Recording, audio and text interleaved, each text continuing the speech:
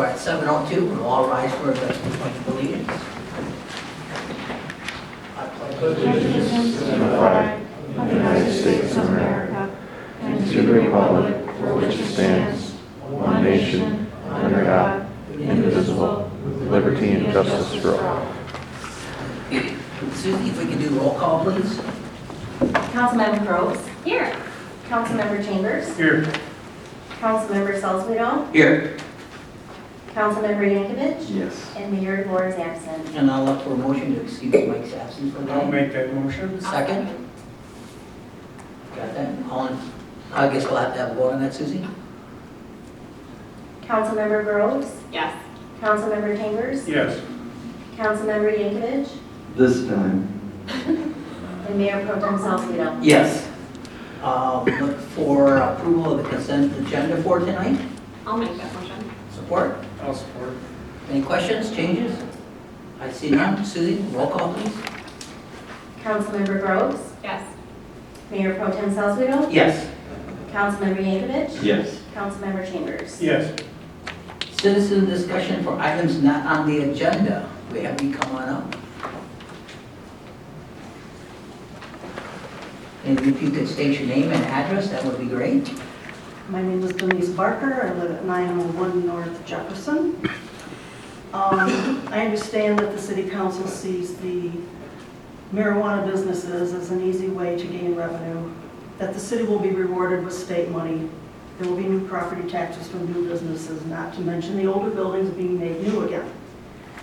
But I don't think even the people who voted for marijuana sales in Lowell expected this many businesses in this concentration this soon or fast.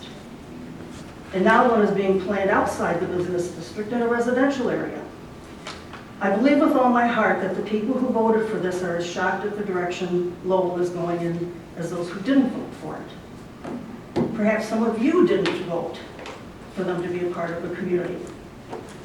But as the City Council, it was your responsibility to take the outcome of the vote and to interpret that vote in the best interest of all of us. I don't believe the voters in Lowell anticipated an unlimited number of pot shops with no cap. I understand free enterprise, I understand foresight, and I understand quality of life. It all boils down to the City Council and the perception you are presenting to the people of Lowell. If the city is going to continue approving marijuana businesses at this rate, then I think we, the citizens, need to know where this newfound money is going, how much the city received this spring in marijuana tax, where did that go, and how much is projected next year, and where is that budgeted to go? And since the budget is approved on July 1st, you should already know those answers. These are real questions that I, as a resident of the city, want to know the answers. I've heard that the money is going to the police department. This is bad perception on the city's part. It sounds to me like another pot shop, we better buy another cop. Just because we allow yet another pot shop does not mean that we have to buy a cop per shop. Lowell does not need the depth of the police department that we have for a population this size. And the idea that yet another cop has to be bought because there are so many pot shops only gives the perception out there that these businesses were not such a good thing for Lowell. And you are running in fear. If that is the case, then what are we doing? Before we change the city from the showboat, the symbol of the city from the showboat to a marijuana plant, I propose the newfound money be spent doing visible, good things. Things the city council can point to and say, look, we did this with the money from those pot shops. Having them here means we could do this for you.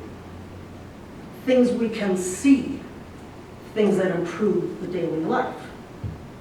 For instance, put a new air conditioning system in the library so they don't have to keep shutting down like they did again tonight because it keeps breaking down.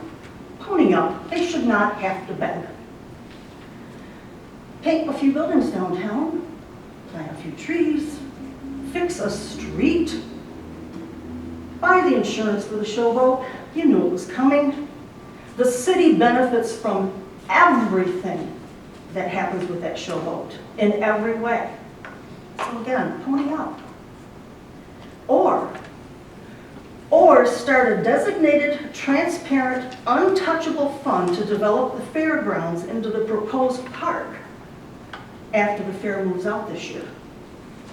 There was a committee, there was much public input, promises were made, and at the end of the fair, the land will be available for everyone's use as the park we promised them.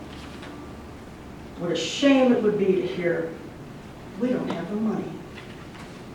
Because now, we do. Thank you. Thank you.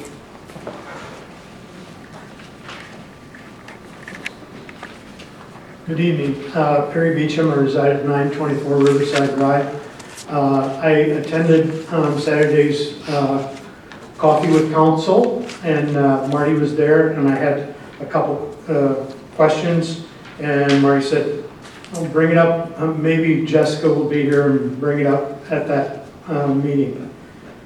What I have a concern is with our website, with the software, and I don't know, and Jessica would have been able to answer whether it breaks red flag laws or whatever.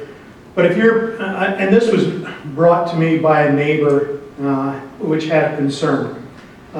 When you pay online, your water bill, you can call your account up by account number, by your name, by your address. I believe that's the three ways. And you can go, so I can call up, and I can call up Leah, I can call up your account, I can look at what you're paying, I can look at any information, past history about that. Again, I'm questioning whether every citizen, it's every citizen that can look at your water bill, your financials of that water bill, whether you've paid on time, whether you've had late fees, whether you've had shut-off notices. And again, there's no, anybody can look at it. And I questioned Lowell Light and Power. I sit on that board because I want to make sure that that things were being done a little differently at Light and Power. And I understand we use the same software, but you have, in order to to go online and pay your bill, you have to call up your account number, and you have to then put in your last 4 digits of your Social Security, which at least gives it some privacy that everybody can't just go and look at my information. So again, I don't know if the council members were aware of that, but again, I'm brought this, I was going, and I did bring it to the Coffee with Council because I thought that was an appropriate place to get those answers, and Marty was the only one there, and so Marty said, bring it up at Tuesday's meeting, so that's what I did. Thank you. Thank you, Perry.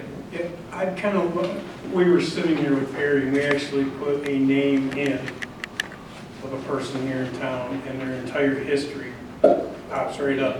It's that simple. I think I have to check with the SMA, I think there's a way to eliminate that. Well, then let's eliminate it, Okay. because that's unacceptable. We need to be online with what Light Power's I doing, would agree. because that just opens it up for people that call your home all the time. They can just ask for your phone number, because it's going to be in all that information, so. Let me look into it. Okay. Okay, thank you. Any other citizens' comments? If not, we'll close that portion. Mike, old business, anything? No. Nothing? All right, we'll go to new business.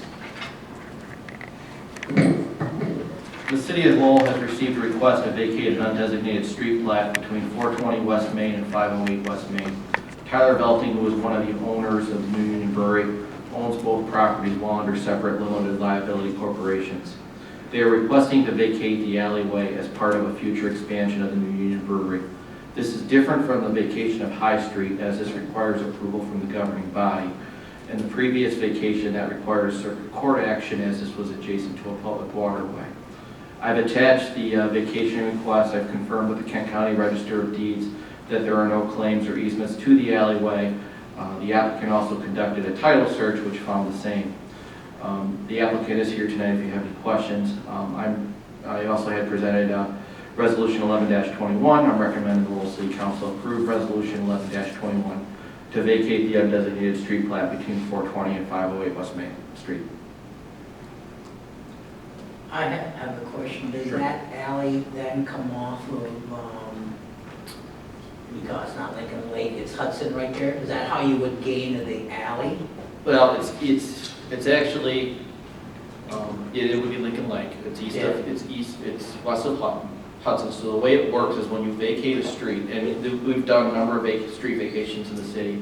When you vacate the street, 50% of the parcel goes to the one parcel owner, the other part goes to the other. And that's how it does. Deeds don't always pick them up, but in theory, that's how it works. Did the alley go beyond their property to the next property, to the next property, to the next property? So they would never have access? Yeah, no, the easement, the undesignated street plat goes from Maine, it goes past the train tracks, and then eventually it goes into private property. Okay. So what's being requested here is to basically vacate the area in front of these two properties. Kind of like a paper road. Yeah, I just Correct. didn't know if it extended beyond that, and No. then the next guy say, I want to have access to my alley down the road, and that would be the only way to do it. I believe the alleyway ends right, Right there. yeah, it ends right on the other side of the train tracks. Couldn't quite make it out by Yeah. the photos, so that's why I asked the question. Is it the area with the green in the photo, right? There's a Yeah, there's several. picture. Yeah. That's what I'm thinking. Basically, it's this area right here. Mhm. That's the only thing that's getting vacated. Okay. Everything else, We'll stay. yeah, everything will Okay. stay. So we're going to vacate it right to their property line. Mhm. Correct. You're actually, you're vacating it right to the railroad track. Good. So In it'll front of the railroad track easement.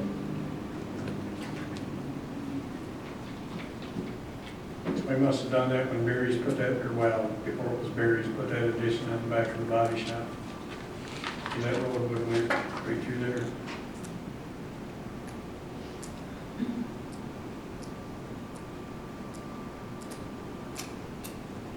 Do you have something to add?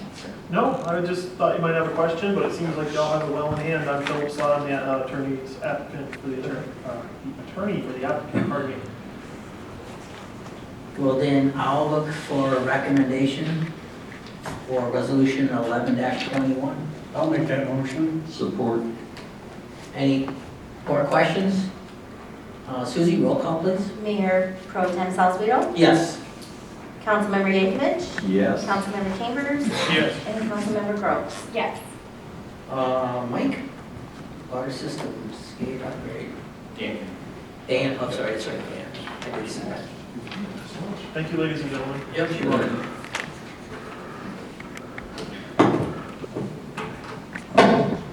Good evening, council. The water department, we've been looking at making improvements to our system over the years to get us up to date to what is best practices, if you will. Since 2018, the water department has been working towards improving communications and operations within the treatment facility by upgrading original equipment that was installed in 1979. System improvements called SCADA allow treatment plant personnel to see all aspects of the facility operations at one time and can utilize the data being acquired to operate the different functions of the treatment facility based on the current needs of the system. In the past, this SCADA, if you will, was very simply a board with lights and some switches and alarms. And when something happened, light would go on, alarm would go off, you'd have to go figure it out in the plant. Today, we use this SCADA, this all computerized electronic information, comes up on the computer for you, and you can just basically run the plant from your computer sitting there at the desk unless there's something that needs to be fixed out there. They can change pumps, they can change set points, they can do just about everything at whatever's at the plant instead of going out there. If it's data that's collected, there's information there that's utilized for operation of the plant. Recently, if you recall, we put VFD, variable frequency drives, on one of the high service pumps. And now that pump is also part of the SCADA system. All the information's right there, and it can be operated, turned on, turned off, set points change, and if there's an issue, you can see when the alarm goes off exactly what it might be. And later this fiscal year, we'll be doing the other 2 high service pumps as well. Outside information for the system, such as water storage tank levels, distribution pump operations, and communications of these areas can be added to the overall SCADA system for better operation of our water system. At this time, the northeast pump booster station on Shepard Drive is in need of upgrades to the pumps and controls. We have looked at providing these improvements utilizing more efficient operations and monitoring controls through the SCADA network. Again, out there, when there's a problem, alarm goes off at the water plant, and we have to send somebody out to Shepard Drive to figure out what the heck's going on out there.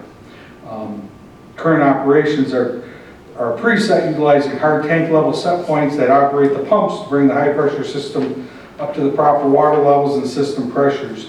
Any changes to the controls or to overcome emergencies, we need to send someone to the station to manage the situation. I learned quite a bit about that northeast station. We have a ground storage tank out there. We also have a pressure tank. We have 2 pumps that pump out of the ground storage tank into the pressure tank, and then we have an air compressor that pressurizes that tank for the high service pressure zone out there, if you will. It's Division, High Street, that quadrant up through there.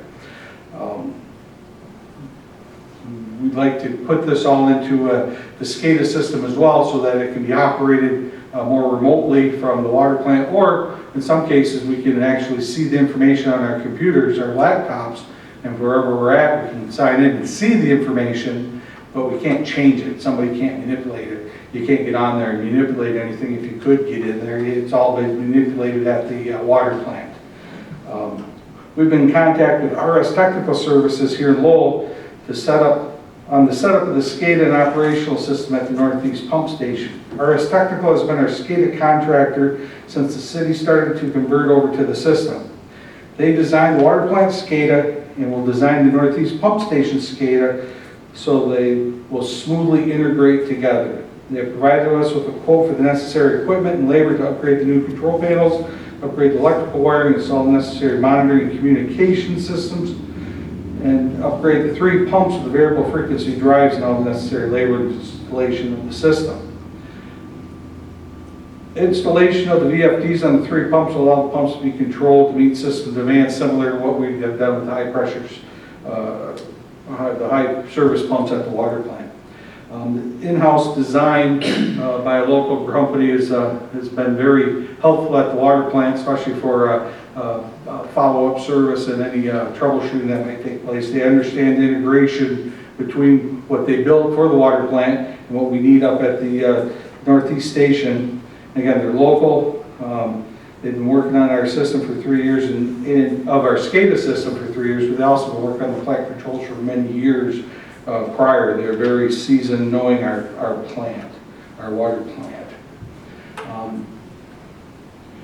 We had intended to perform this work last fiscal year as funds were allocated in both treatment and distribution areas for this work. The timing for this work is such that it needs to be installed during the off-season, the winter months, when the demand is at the lowest, as the entire station will need to be manually run while the new equipment is installed. There's also some issues with computer equipment taking time to procure because of the shortage of computer chips, but the goal is to have everything ready when it's a whole new control panel. There's a lot of electrical wiring that has to be changed, similar to what we had to do at the water plant because of the age of the facility. And then when the day comes when they're ready, we want to have somebody up at the station monitoring what's going on with the old system, making sure everything's running manually while they install this new system and get it up and running within a day is what we're looking at. Upgrade to the treatment facility. This upgrade to the water treatment facility to collect the data and the Northeast Pump Station to provide the data and to operate, improve the operations will help to bring our water system to a better operational and system safety position. It also should save the water fund on energy costs by utilizing the VFDs on the pumps. There are other pump improvements that will be seen through these upgrades, one of which is, again, there's 3 pumps at the Northeast Station, but only 2 of them actually operate back and forth. One runs, then the next one runs. The third pump is it's a 1,500 gallon per minute pump for fire protection, and that only, for all the years it's been up there, only has 20 hours on it. By putting a VFD on there, being able to control that flow, now we'll have 3 pumps that we can cycle through and utilize for this system up there and gain a little capacity with that.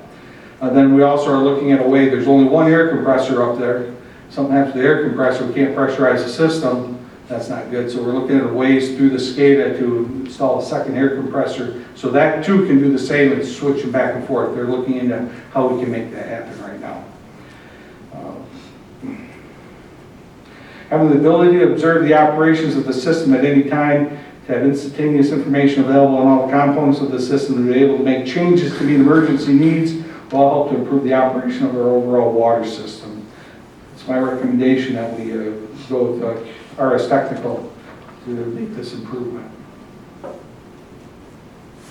I personally am very familiar with the compact logic, Allen Bradley, the PLC and the wiring, and I know you will be reverse engineering it. Normally you put the relays in first and then do the computer. This way you'll get that all programmed ready to go, so your downtime is very minimal. Then are you going to be manning that 24/7 then when you're in the manual mode? Yes, then? yes, that's our plan. Yep. And we're planning to do this preferably in the winter months. Yeah, because we do a lot of with these in jails, correction, do door controls and stuff. The 15 inch is kind of small, the monitor for the touchscreen, so you might want to do 24, because when you touch that thing, it's called PCAT, and it's kind of like your cell phone wherever you touch it, so it's very sensitive to the touching. So 24 might be a little bit better, and it's going to cost you $20 more, maybe, on that part of it. Other than that, the proposal looked pretty good, and 45,000 seems high for the controls, but that's what they're going for. Unfortunately, So yes. it is, but it should last a long time, and I would imagine updates are free and upgrades are most of that. Most of as that, they go, yes. yeah, so. And then again, it'll integrate with what we have, and our goal is coming back to you again later this year, because we have money budgeted in the current year budget for the Northwest Station. And this will be coming through email notifications to employees then after hours if it's not banned? So if something Yes, happens, then you they'll can- go through our emergency channels. Channels, yes, exactly. So it's a good system, and it can be expanded a lot more than just what you guys are using it for here. It's very robust, so good job on that. It should help with longevity of the pumps, right? Because they're Yes. not doing hard starts, Correct. hard stops. Correct. And the electrical cost is going to come down So we can have the pumps run to meet whatever that current demand is. at a certain speed. It doesn't have to just spool right up instantly. And then it can level off to what we need, up and down, yes. Any other questions? If not, I'll look for a motion to approve the, I make a motion to approve the upgrade SCADA any support. with the larger monitors for $20 a shot. If not, Jim will pay for it. I'll support. Any other questions? If not, we'll look for a roll call, Susie. Mayor Pro Tem Salzweedl, Yes. Councilmember Yankovic, Yes. Councilmember Chambers, Yes. and Councilmember Groves. Yes. Thank you very much. I think, Dave, you're up next too. Yes, I am. Just in the months or Keep you right there. Okay, well, recently the city was called out for a potential sewer backup in the 800 block of Bow Street. While we did not find a backup per se in our system at this location, we did discover large rocks in the sewer main. And we were wondering how large rocks get into the main. This was in the area of Bowes to the west of Pleasant Street. We had Plumbers Environmental come out and they videotaped the line for us, and in doing so they discovered 2 sections of pipe that had deteriorated in this section. One section is about 12.5 foot in length where there are several cracks, and then another 17.5 foot piece that has some broken pieces, and that's where we anticipate the rocks came from. The rest of the pipe is in very good shape. Plumbers Environmental has proposed making repairs utilizing a cured-in-place method. Or this method, they clean the pipe in the area of the repair and remove anything that's in the way, make sure everything's smooth through there. They can do all that with cameras and little robots. And then they put a sleeve in the pipe in that area, and then the sleeve's got this resin in it, and they fill it up with hot water. Hot water activates the resin, if you will, and that sleeve now becomes a solid piece of pipe. It's a common practice for making pipe repairs. During this time, they'll have to bypass pumps so the sewer water can go around that. But that's the cured-in-place method that we would like to utilize for fixing this sewer pipe. Plumbers Environmental has quoted us a cost of $9,900 for this repair work. Any idea how the cracks? No. Rocks move. Mm-hmm. Well, there's a few rocks down on Bow Street. We talked to Consumers for Energy, they had to cut a, Consumers Energy tried to directional bore a gas line down on Bow Street the other day by Center and couldn't get through. Tried for a whole day, couldn't get through, ended up open cutting it after you see that patch, it's a narrow patch across the road. They tried, but they just couldn't get through. A lot of rocks down in that area, so I'm sure something moved around. Dan, I'd be curious, so when we sent the little robots up and down all over, so did we do Bowles Road? I don't think so. Okay. I don't think so.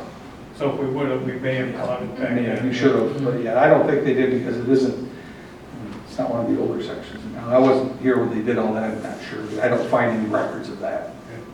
Dan, how long do you expect that these repairs will last? There's not a warranty that I saw from them, so. No, a couple, 10, 15 years on that? Typically cured in place lasts a good long time, because again, now you have yourself basically a fiberglass pipe, if you will, Yeah. in that area. So, Mhm. Yeah. and again, why was the pipe break? I mean, it's clay tile will crack, and then eventually, earth moves and something falls out. This won't happen. And cured in place works great when there's nothing else wrong with the pipe. There's no sags in it, there's no other problems with it. And nowadays, the technology is so great for these people. They come down with those robots, and they can line that whole pipe, and then come back later, and your sewer line comes in, they cut a little hole out for that, and everything's sealed back up, and away you go, and your sewer's working again. Very common practice in areas where you have good pipe, but there's just a good base for the pipe, but there's something wrong with the pipe that needs to be repaired. Yeah, we did that earlier, DPW had Yep. done over there by Larkins. Mhm. Got us in, and I believe they did cut the hole for, Mhm.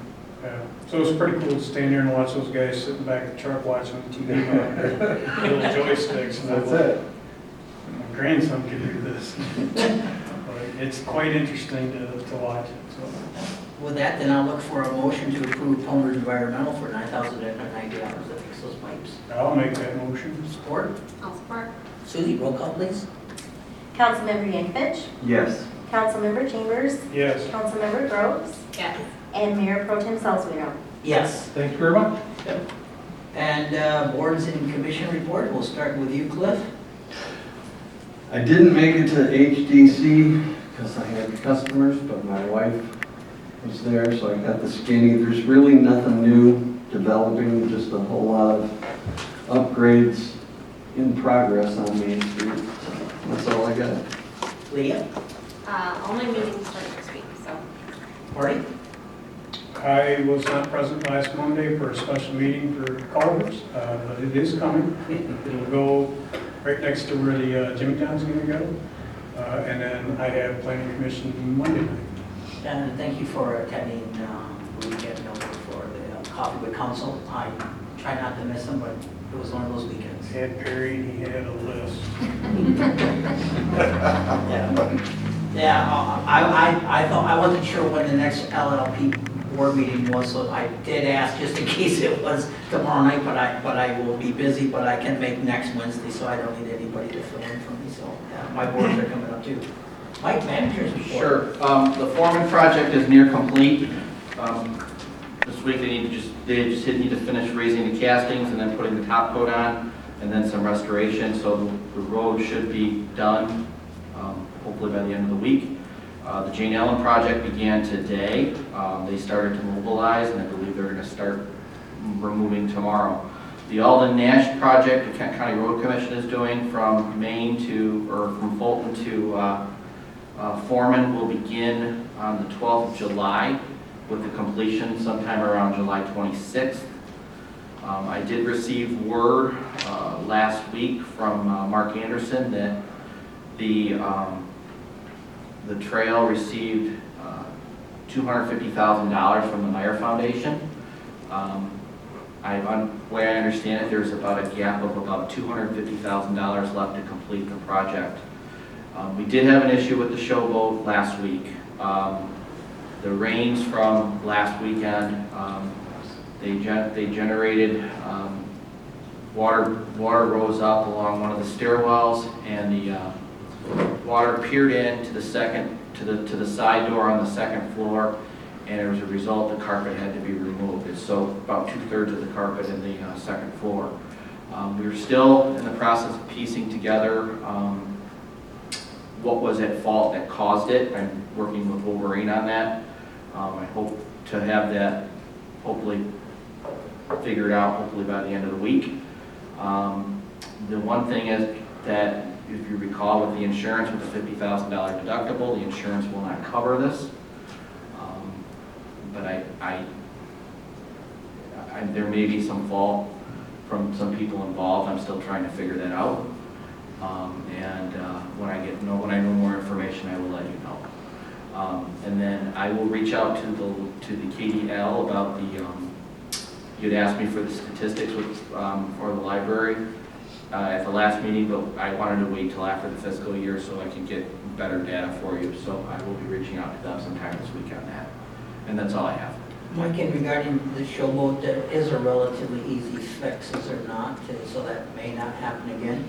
Yes, there may be. Yep.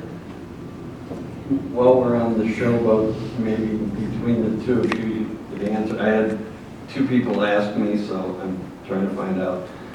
Is it ever going to be open during the concerts?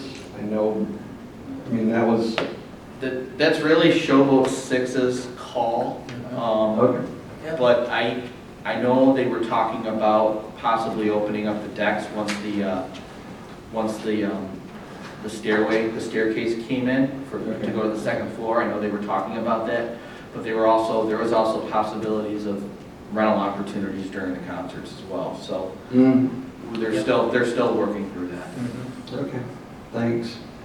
Yeah, anytime you have that boat open, we're going to need to have staff there, and it is a paid position, so we'll have to take that into consideration too. How does that get paid during those events? Should need to be supervised on that boat from a liability standpoint, make sure rules are followed. So we'll see how that goes. Yeah. Anything else, Glenn? No, thank you. Susie, any appointments? I do know that Bruce Barker would like to be reappointed to the planning commission. I see no objection to that. Everybody in favor of that? Do we need a vote, or we just say all in favor? General consensus is Yeah, fine. general consensus, all in Bruce favor? does a good job Yep, as our say chair. yeah. Yes. Sure. Yep, it's good. Leah, we'll start with you with council comments tonight. Well, as some of you may know, we have the Riverwalk Festival coming up. I believe volunteers are still needed, so I would get in contact with the chamber and find a volunteer space that works for you. It will be my first Riverwalk Festival, so I'm looking forward to it, and I hope it goes off without a hitch. The second thing I wanted to mention was we had some graffiti at Creekside Park, and from a comment from a citizen on Facebook spread gracious acts of other citizens who cleaned up our parks, and I just want to thank them for doing that. That is what I view as citizens stepping up and taking care of the community that they live in, and I'm super thankful for that. And the last thing I wanted to add was just be kind. I have seen a lot of people on edge lately, getting frustrated and taking out their frustrations with what's happening in the city on other people who have different points of view, and that is not how we get anything done. When we come together and we have healthy conversations, that's how change happens. So I just want to reiterate, be kind. Thank you. Cliff? I would like to thank Lowell's First Look for their What's Going Where article. The timing was fantastic. I had just had someone in my store that was grilling me about the different construction areas down the street, and I was doing my best. And seriously, like an hour after she left, that thing popped up. I shared it all over the place. It was really good. I don't know if everybody saw it, but it answered a lot of questions. Also, I think we need to wish a happy birthday to Ball's Ice Cream. They're 50 this weekend, Yeah. and that's pretty cool. You were eating there as a child? Me? And no. Okay. I'm not as old as you are, Jim. That's true, that's true. But when I was working on our building, when we first opened up, I found out their chicken salad sandwich rocks, because it was Grandma's recipe. Anyway, happy birthday to Ball's Ice Cream. Marty? I'd like to thank the people that showed up at Creekside to take care of the graffiti mess. It just shows the heart and the drive of the community we live in, that normal citizens are willing to just step up and get out there and do it. However, I'd like to see if we can make a policy to where we try to get there as a city before. Simple fact is so nobody gets hurt, because my greatest fear is if somebody gets hurt, we're going to be. So my understanding is, and Chris and Dan can probably answer this better than my guy. My understanding is when we received the call, by the time the officers showed up, there were already people there that were already taking care of it. And they went and just did it. And, so normally we don't, when we get those calls, we respond to those pretty quickly. We don't like, especially something like that, we wouldn't let that, or a life safety issue, we wouldn't let something like that stay a long time. It just, from what I understand, it was before the officers were even dispatched the call, they were already there taking care of it. But I'd still like to see something in place to where we have a procedure to how it goes. Okay. Like I said, the citizens here are great. They just step up and do phenomenal things, but I would just hate to see, especially that place, it's getting in age, and I'd hate to see somebody get hurt, so. Thank you, Marty. Perry, you want to come on? Just go back to appointments real quick. Again, Perry Beecham, reside at 924 Riverside, chairman of the board of Lowell Light and Power. And to the citizens, just want to say we do have an opening on the board. The requirements are you must have resided in, you need to be a resident of the city of Lowell, and you must have resided for 1 full year to serve on that board. But we are looking for someone to serve on the board of Lowell Light and Power. So I just want to make sure that the citizens were aware of that. Thank you. Thank you, Perry.